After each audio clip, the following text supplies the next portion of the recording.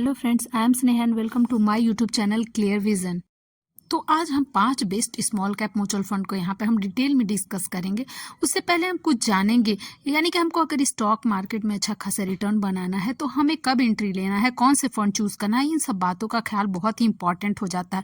तो चलिए, हमारा जो 5 म्यूचुअल फंड है उसका ये 5 स्मॉल कैप म्यूचुअल फंड, पहला जो है SBI small cap mutual fund, दूसरा Nippon India small cap mutual fund, तीसरा Tata small cap mutual fund, चौथा जो है बंधन स्मॉल कैप म्यूचुअल फंड और पांचवा जो है quant small cap mutual fund है। यानी कि सबका हम रिटर्न को यहाँ पे देखेंगे कि तो हमको सबसे ज्यादा अगर रिटर्न किसी का दिख रहा है तो वो है बंधन स्मॉल कैप म्यूचुअल फंड का, जिसने एक साल में 58% का रिटर्न दिया है और SBI ने 30% का रिटर्न दिया है, निप्पॉन इंडिया ने 37.22% का, टाटा स्मॉल कैप फंड ने 41.46% का और क्वांट जो है वो 36.26% का रिटर्न दिया है। वहीं पे हम दूसरे साल में भी अगर देखें तो हमारा बंधन स्मॉल कैप म्यूचुअल फंड ने 51.91% का रिटर्न दिया है। वहीं पे हमारा जो SBI म्यूचुअल फंड है वो 2 साल में 26.50% का, निप्पॉन इंडिया 39.25% का, टाटा स्मॉल कैप 36.27% का और क्वांट जो है वो 39.18% का रिटर्न दिया है। वहीं हम 3 साल में अगर देखें तो इसमें भी बंधन स्मॉल कैप म्यूचुअल फंड ने 31.66% का 68% का रिटर्न दिया। वहीं पे SBI ने जो है वो 21.54% का, निप्पॉन इंडिया ने 30.11% का, टाटा स्मॉल कैप ने 27.91% का और वहीं पे क्वांट जो है वो 28.84% का रिटर्न बना करके दिया है। यानी कि हमको सबसे अच्छा, अगर स्मॉल कैप म्यूचुअल फंड में इन पांचों में से सबसे ज्यादा रिटर्न किसी ने बना के दिया है तो वो है बंधन स्मॉल कैप म्यूचुअल फंड। हालांकि मेरी तरफ से ये किसी भी तरह का कोई रिकमेंडेशन नहीं है। अगर आप इन्वेस्ट करना चाहते हैं तो अपने फाइनेंशियल एडवाइजर की मदद जरूर लें। हम वीडियो में आगे और डिटेल में इन सब फंड के बारे में जानेंगे। उससे पहले आप लोगों से रिक्वेस्ट है कि मेरे चैनल को सब्सक्राइब करें, लाइक करें और ज्यादा से ज्यादा शेयर करें।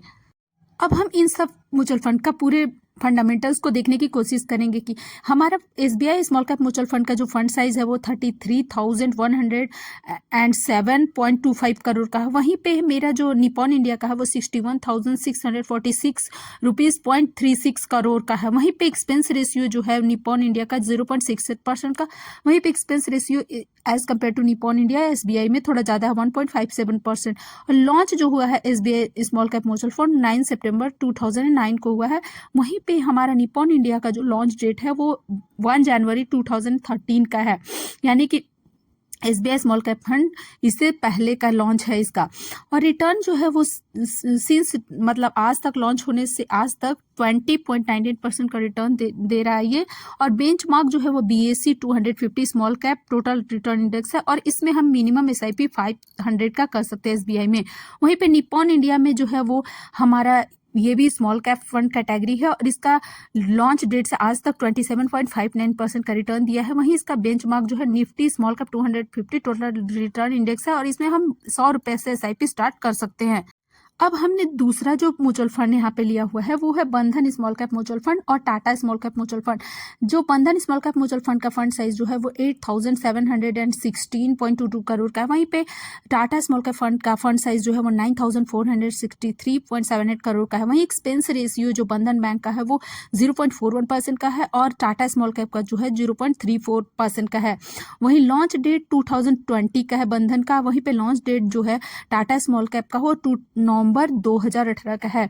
रिटर्न सिंस लॉन्च जो है 41.41% का दिया है बंधन ने और टाटा का जो है वो 29.66% का है। वहीं बेंचमार्क जो है BSE 250 small cap total return index है बंधन का। वहीं पे बंधन में हम SIP 100 रुपए से स्टार्ट कर सकते हैं और टाटा स्मॉल कैप में भी हम लोग 100 रुपए से SIP स्टार्ट कर सकते हैं। अब हमारा यहाँ पांचवा और आखिरी जो स्मॉल कैप म्यूचुअल फंड हमने लिया है वो है quant small cap mutual fund का। इसका फंड साइज जो है 26,330.82 करोड़ का है। वहीं एक्सपेंस रेशियो 0.64% का है।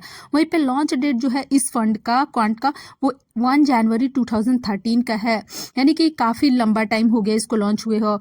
और रिटर्न जो दिया है लॉन्च से वो 19.84% का और बेंचमार्क जो है Nifty small cap 250 total return index है।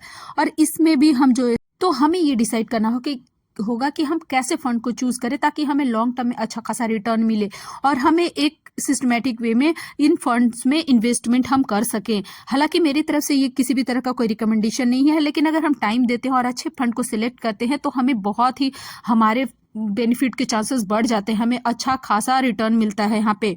Thank you.